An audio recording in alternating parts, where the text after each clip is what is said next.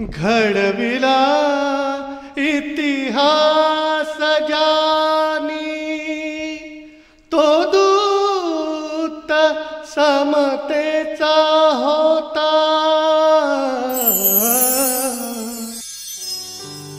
Bharat Ratna doctor Babasaheb Ambedkar. एक विचार, एक प्रेरणा. 14 एप्रिल 1891 मध्य प्रदेशातील महू या एका छोट्याशा गावी त्यांचा जन्म झाला. वडिलांच्या ब्रिटिश राजवटीतील नोकरीमुळे बऱ्याच प्रयत्नांनंतर सैनिकी शाळेत प्रवेश मिळाला. समाजातील स्पृश्य अस्पृश्यतेचं विदारक सत्य बाबासाहेबांनी अनेकदा अनुभवलं. एकदा महाविद्यालयातून घरी जाताना तहानेनं व्याकुळ झालेल्या बाबासाहेबांनी वाटेतल्या एका गृहस्थाला पिण्यासाठी पाणी मागितलं, पण त्यांनी पाणी न देता अस्पृश्य म्हणून हिणवलं. या आघातानं त्यांचे डोळे पाणावले.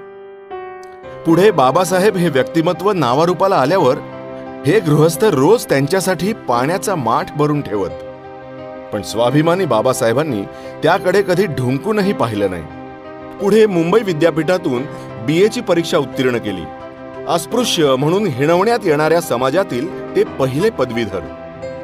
शिक्षण घेत असतानाच त्यांच्या आयुष्यात रमाबाईंच्या रूपानं एक मोठा आधारवड आला.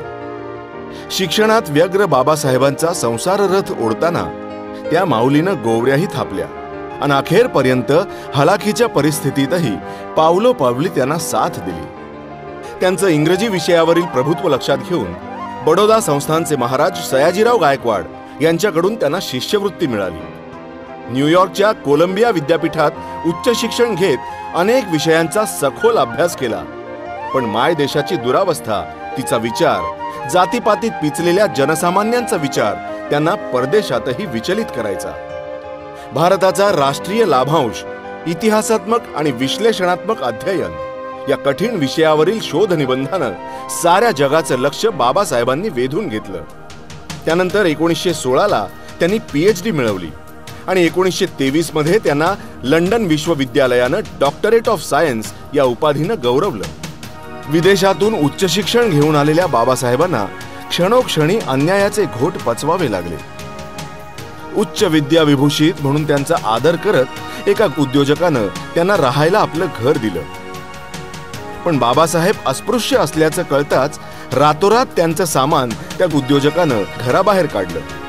केवळ जातींमुळे माणसंच माणसांवर अन्याय करतात याची बाबासाहेबांना कीव यायची. समाजासाठी आयुष्य वेचणाऱ्या बाबासाहेबांची 4 अपत्य केवळ अस्पृश्य म्हणून औषधोपचार न मिळाल्यानं दगावली. संपूर्ण समाजाची हीच स्थिती पाहून बाबासाहेबांचं संवेदनशील मन अत्यंत व्यथित झालं. विदेशातील लोकांचं वैचारिक स्वातंत्र्य, परदेशात मिळालेली समतेची वागणूक त्यांच्या मनाला भावली. यातून प्रेरणा मिळाली आपल्या मातीत होत असलेल्या अन्यायाविरुद्ध लढण्याची. 1920 मध्ये त्यांनी मूक नायकची सुरुवात केली आणि अस्पृश्यतेला संपवण्यासाठी त्यांनी दंड थोपटले. बाबासाहेबांबद्दल बोलताना एका संमेलनात शाहू महाराज साऱ्या उपेक्षित वर्गाला म्हणाले होते, तुम्ही तुमचा पुढारी शोधून काढलाय आणि आंबेडकर सगळ्यांचा उद्धार केल्याशिवाय राहणार नाही. त्यानंतर झालेल्या महाडच्या 14 तळ्याचा सत्याग्रह, जिथं जनावरं पाणी पितात तिथं माणसं का नाही.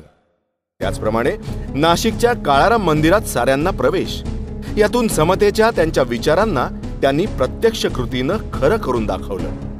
तो आवाज बुलंद होता, शोषित पीडित दलितांचा.